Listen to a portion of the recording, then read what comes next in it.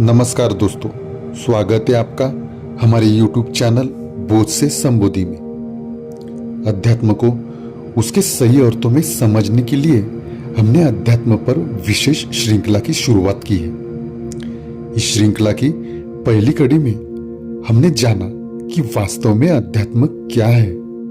अब इस द्वितीय वीडियो में हम गहराई से यह समझने का प्रयास करेंगे कि हम अध्यात्म की ओर क्यों आकर्षित होते हैं, हम इस मार्ग पर चलने के लिए भीतर से प्रेरित क्यों होते हैं, क्योंकि यह समझना उतना ही महत्वपूर्ण है कि हम अध्यात्म की ओर बढ़ते क्यों हैं, जितना कि यह जानना कि अध्यात्म क्या है। तो आइए अब जानते हैं कि हमें अध्यात्म के मार्ग पर चलने की प्रेरणा कहाँ से और क्यों मिलती है, और हम अध्यात्म के मार्ग पर चलने के लिए प्रेरित क्यों होते हैं। दोस्तों, अध्यात्म के मार्ग पर चलने की यह जो प्रेरणा है, यह अक्सर कोई क्षणिक भावना नहीं होती। यह जन्म लेती है जीवन के अनुभव से, बार बार की असफलता, असंतोष, दुख और अवसाद से, और सबसे बढ़कर हमारे अंतरतम की उस गहरी प्यास से जो हमें बार बार भीतर की ओर बुलाती है।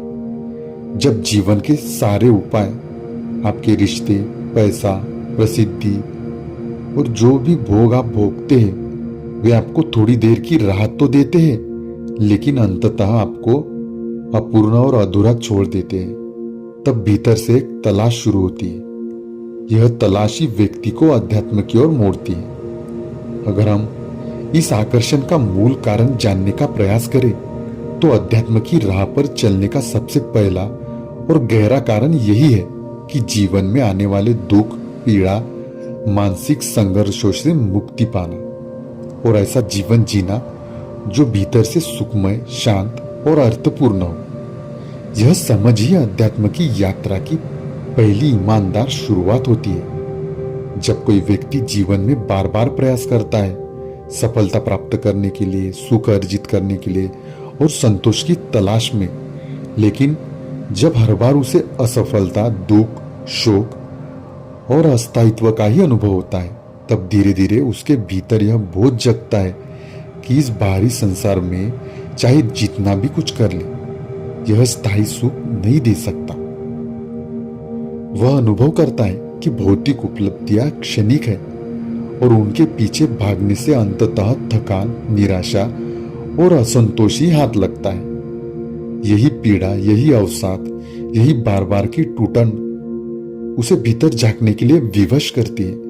उसे प्रतीत होता है कि शायद अध्यात्म की राह एकमात्र ऐसा मार्ग है जो उसके समस्त दुखों, पीड़ाओं और मानसिक संघर्षों का समाधान बन सकेगा। वह यह आशा करने लगता है कि शायद अध्यात्म की राह पर चलते चलते उसे कोई गूढ़ ज्ञान, कोई चमत्कारी अनुभव या कोई दिव्यता उपलब्ध होगी जो उसे उसके असह्य जीवन से पार ले जाएगी। यही बोध, यही अंतः प्रेरणा उसे धीरे धीरे अध्यात्म की ओर मोड़ने लगती है। अगर हम उदाहरण के लिए देखें तो किसी प्रियजन की मृत्यु, या फिर जो आपके दिल के सबसे करीब था ऐसे रिश्ते का टूटना, या फिर आर्थिक हानि, बार बार असफलता का सामना करना, कोई गंभीर बीमारी या मृत्यु का सामना करना पड़ना, जीवन में ऐसा कोई धक्का मिलना जिससे आप अपने जड़ से हिल जाए और आपके मन में अस्तित्व के बारे में यह प्रश्न निर्माण हो जाए कि जीवन क्या है, मैं क्या कर रहा हूं। जब हमारे मन में ऐसे प्रश्न उठते हैं और हम उन पर गंभीरता से चिंतन, मनन शुरू कर देते हैं, तो हम यह सोचने पर विवश हो जाते हैं कि मैं कौन हूं, मैं जीवन में जो कुछ भी कर रहा हूं वह क्यों कर रहा हूं, क्या उद्देश्य है मेरे इन सभी कार्यों का, और मेरे जीवन का असली प्रयोजन क्या है।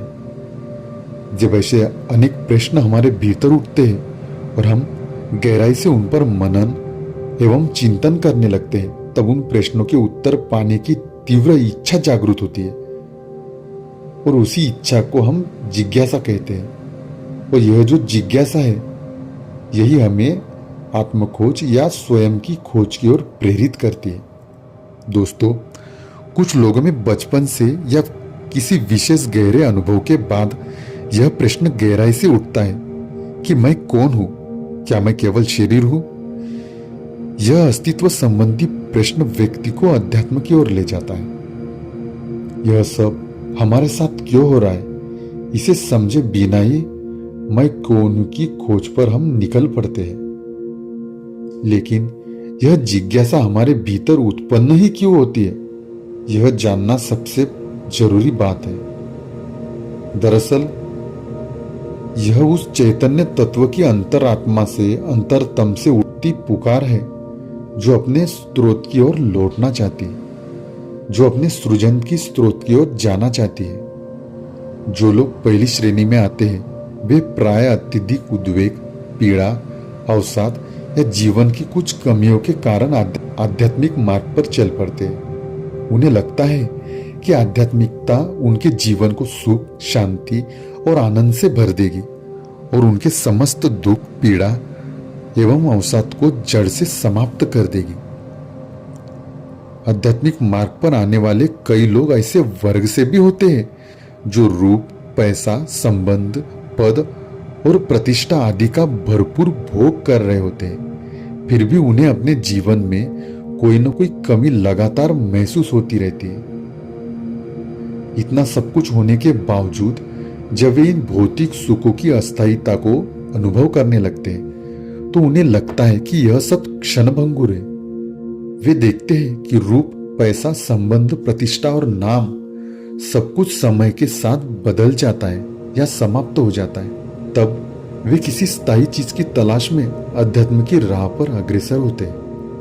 उन्हें लगता है कि आध्यात्मिकता उनके भीतर के खालीपन और अधूरेपन को भर देगी, क्योंकि बाहरी रूप से उनके पास सब कुछ होता है लेकिन भीतर एक निरंतर रिक्तता और अर्थहीनता का अनुभव होता रहता है। वास्तव में यही पीड़ा व्यक्ति को अंतर्मुखी बनाती है और स्वयं के अस्तित्व को गहराई से जानने के लिए प्रेरित करती है। यह भीतर की आवाज बार बार उन्हें पुकारती है, जाओ और खोजो उस शाश्वत आनंद, शांति और प्रसन्नता को जो बाहरी चीजों पर निर्भर नहीं करती, जो अपरिवर्तनशील और स्थायी रहती है। जब जीवन में बार बार समस्या आने लगती है और बिना किसी विशेष कारण से जीवन कष्टदायक और दुखद प्रतीत होने लगता है, तब व्यक्ति यह सोचने पर विवश हो जाता है, मैं इस जीवन में क्यों आया हूं, मेरे साथ ऐसा क्यों हो रहा है, और यह जानने की चाह कि मेरे जीवन का उद्देश्य क्या है।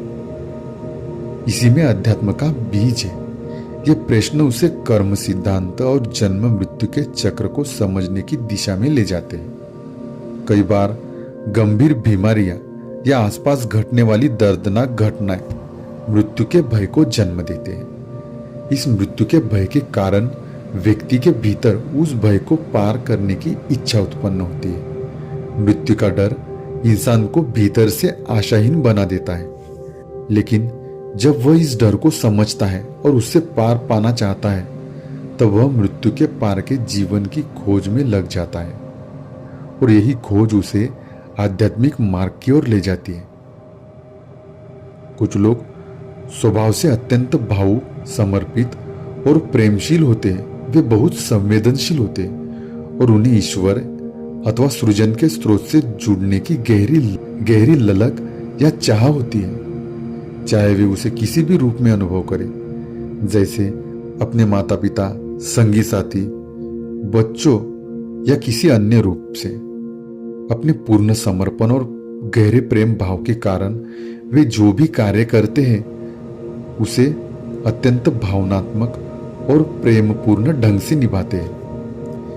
इसी भावनात्मक समझ के कारण वे स्वतः ही आध्यात्मिकता में प्रवेश कर जाते हैं, क्योंकि समर्पण ही आध्यात्मिकता का मूल है।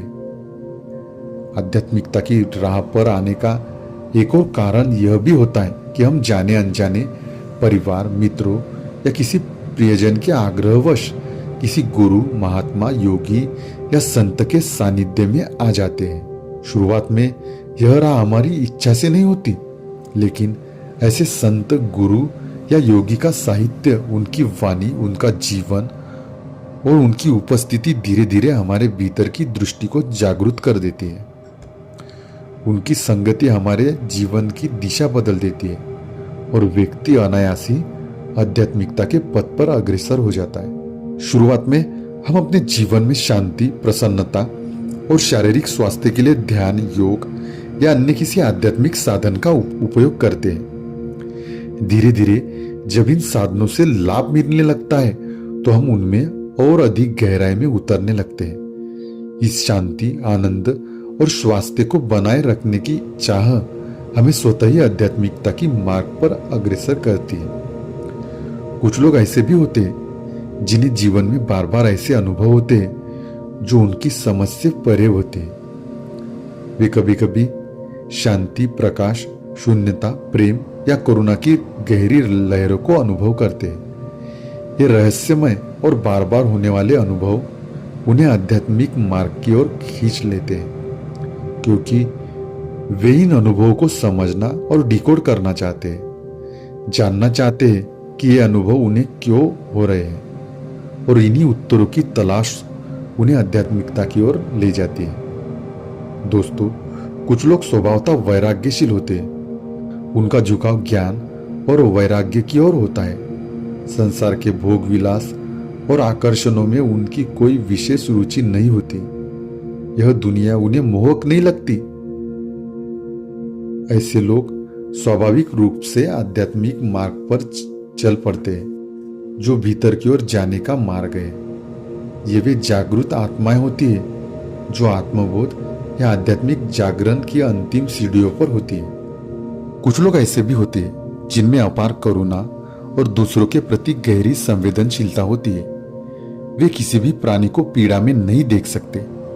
जब वे दूसरों को दुख, पीड़ा या असहाय स्थिति में देखते हैं तो वे भीतर से व्याकुल हो उठते हैं। यह संवेदना उन्हें यह सोचने पर विवश कर देती है कि जीवन में इतना दुख और पीड़ा क्यों है। क्या इसकी कोई जड़ है और क्या इससे पूर्ण मुक्ति संभव है? यही करुणा उन्हें बोधि या आत्मबोध के मार्ग की ओर ले जाती है। कुछ लोग ऐसे भी होते हैं जिनके जीवन में कोई विशेष दुख, पीड़ा या असंतोष नहीं होता। उनका जीवन एक निश्चित प्रवाह में सहजता से चलता रहता है। न कोई बड़ी अशांति, न कोई अवसाद, लेकिन यह सतत और वही घिसी पिटी दिनचर्या उन्हें यह सोचने पर विवश कर देती है, क्या मेरा जीवन केवल खाने पीने, कमाने, बच्चों का पालन पोषण करने और नौकरी करने तक ही सीमित है? मैं आखिर कौन हूं? क्या मेरा जीवन व्यर्थ जा रहा है? यही प्रश्न उन्हें भीतर की ओर झांकने के लिए प्रेरित करते हैं, और इनका उत्तर खोजते खोजते वे आध्यात्मिक मार्ग की ओर खींचने लगते हैं। कई बार कोई विशेष घटना, जैसे दुर्घटना, मृत्यु के करीब का अनुभव अथवा तीव्र मानसिक आघात व्यक्ति की चेतना को झकझोर देता है। उसके भीतर की कोई पुरानी अविकसित चेतना पुनः जागृत हो जाती है और वह अध्यात्म की ओर स्वतः मुड़ता है। कुछ लोग बहुत पढ़े लिखे, वैज्ञानिक और तर्क शक्ति से युक्त होते हैं, लेकिन जब वे देखते हैं कि तर्क और विज्ञान भी जीवन के अंतिम प्रश्नों का उत्तर नहीं दे पाते, तब वे गहराई से आध्यात्मिक विज्ञान की खोज में लग जाते हैं, जैसे योग, ध्यान, उपनिषद, अद्वैत वेदांत आदि।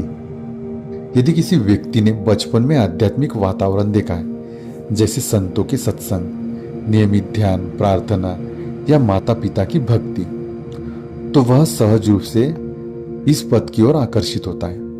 यह बीज होता है जो समय आने पर वृक्ष बनता है। सामाजिक असमानता, दुनिया की विसंगतियां जैसे सामाजिक अन्याय, भेदभाव, युद्ध, शोषण आदि देखकर आंतरिक रूप से टूट जाते हैं। वे केवल सामाजिक क्रांति नहीं बल्कि आंतरिक क्रांति की ओर मुड़ते हैं, जिससे संसार में स्थायी परिवर्तन लाया जा सके।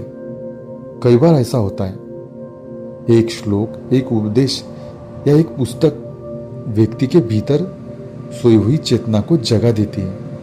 उदाहरण के लिए भगवत गीता, उपनिषद, ध्यान योग या अन्य कोई धार्मिक पुस्तकों का पठन करना। कई बार कोई व्यक्ति किसी संत, साधक या अपने करीबी को बदलते हुए देखता है।